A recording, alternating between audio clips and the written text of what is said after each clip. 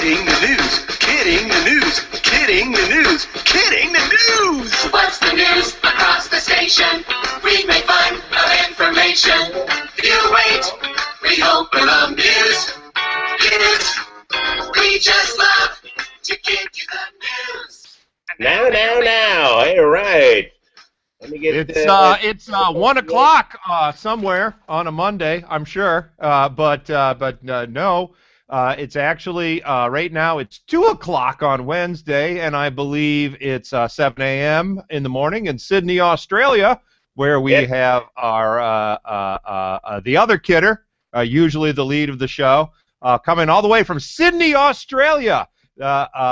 Please welcome Mr. Dale Irwin, ladies and gentlemen. Good day, mates, and welcome from down under. Yes, it's 7 o'clock in the morning, and I just got up, and I'm wearing my my swagman hat to keep the flies off my face.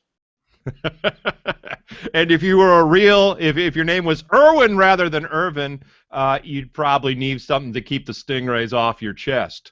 I'd probably be dead now. Well, this is actually the first time we are actually circling the globe. We're coming from both sides of the world, and but all the news is right here. I will be leading the stories this week since Dale is not even wearing pants this morning, and. It's 7 in the morning. What do you want? I'm wearing a hat. That's good enough.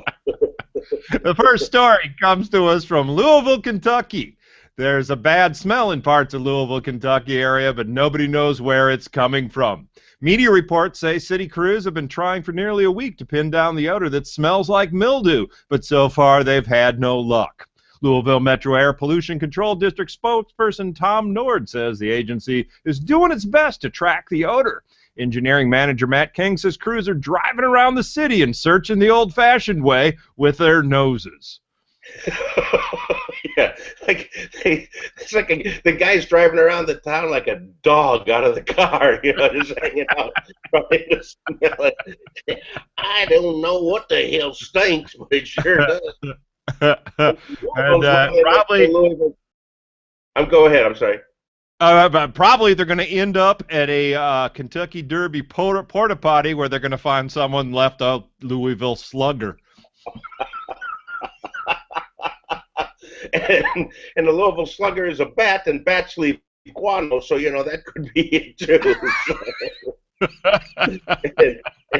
and when you're really crazy, people say you're batshit. So that could be it. Next story, Dateline, Hampton, Georgia. Dude, where's my car? Hampton, Georgia. When Travis Kvapil, I think I guess I'm not a NASCAR fan. I have no idea how to pronounce that last name. Got the call Friday. He figured someone on his race team was playing a joke. They said there was trouble with my car, Kvapil said. I thought that we could figure it out when we got to the garage, and they're like, no, the car is gone. The number 44 NASCAR Sprint Cup car owned by a small-budget Team Extreme was stolen from a hotel parking lot near the Atlanta Motor Speedway. Over to you, Dale. How hard can that possibly be to find? I mean, it's not like somebody stole a 2003 Toyota when there's 6-7 million of them out there. This thing's got all kinds of stickers and endorsements on it. You'd think they'd spot it right off the bat when he went in a parking lot. Right, and it isn't like it isn't like this is the Major League NASCAR. It's not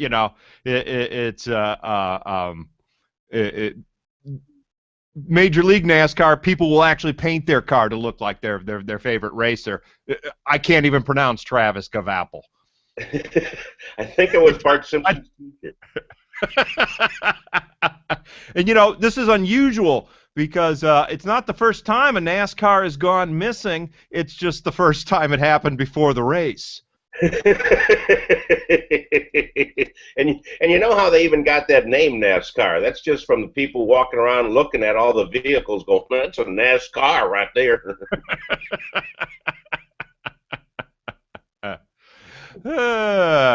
And now something an international story.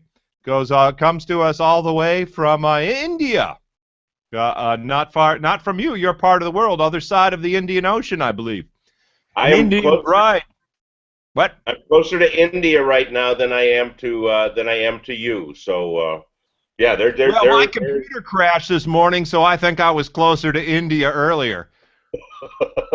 At least you were talking to them. An Indian bride has reportedly swapped her groom for a wedding guest mid-ceremony after her fiance had an epileptic seizure. Here's another name I'm gonna botch miserably. Jugal Kishore, 25, reportedly fell to the ground during the traditional exchange of the Varmala flower in the garlands in the northern town of Rampur.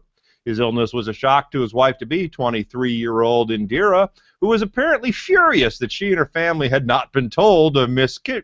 Kishore's epilepsy. Instead of calling the wedding off, she quickly chose the wedding guest Harpal Singh, her sister's brother-in-law, to replace him.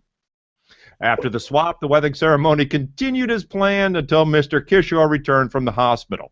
Shocked at returning to his own wedding to find his fiancée celebrating her marriage to someone else, he and his relatives reportedly pleaded with Indira to reverse her decision. Dale? My groom has passed out. I need a new one. You over there, come marry me. What the heck? And this poor guy shows up out of the hospital, and his wife is married to somebody else. So I'm surprised he didn't just pick somebody out of the reception and go, "Oh, you're so good. You taking your work against."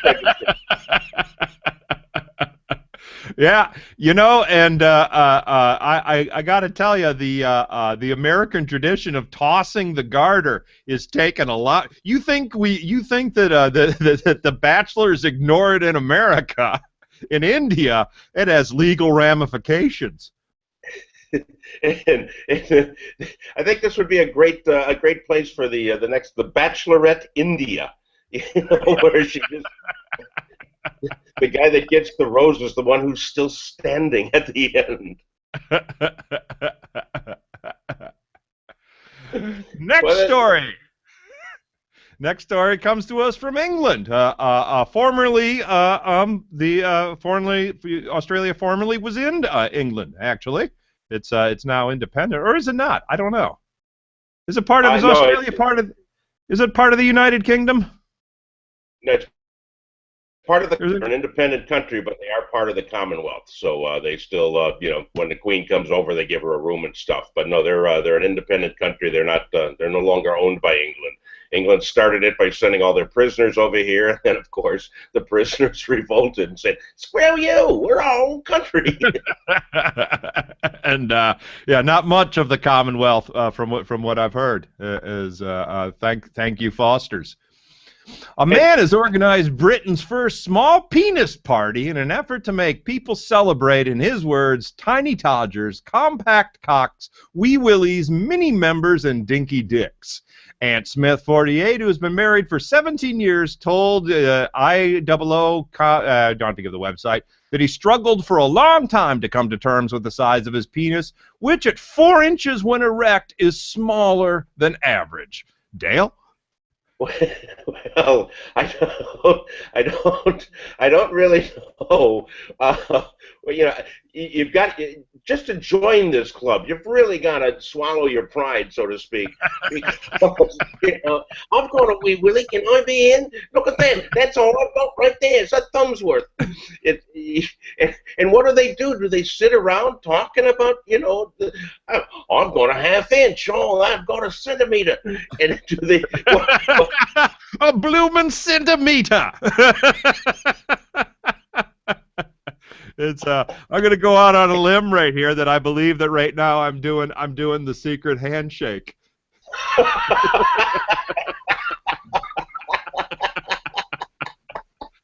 And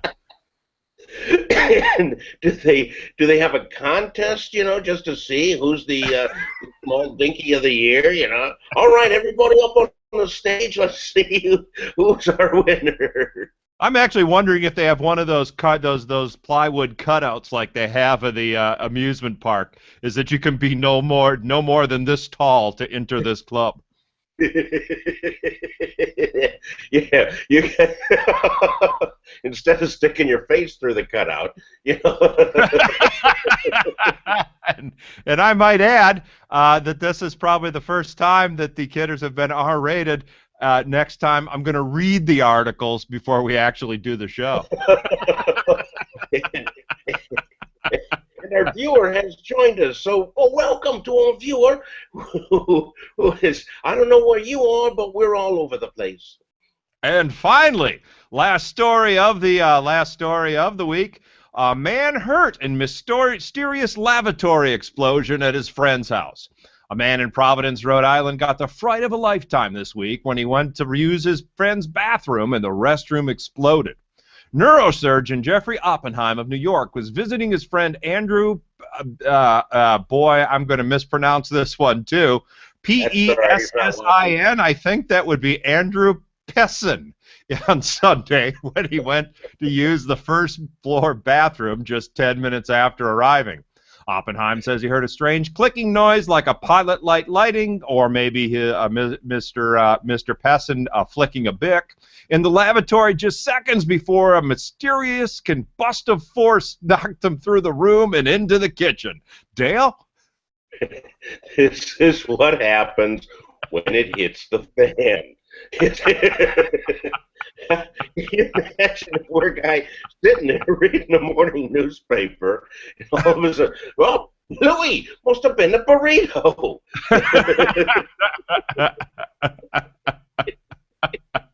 And yeah, I think that's about all I have to say on that too. And I think that I think that's a wrap for the first edition of the Global Kidders. Where are you going to be next week, Dale?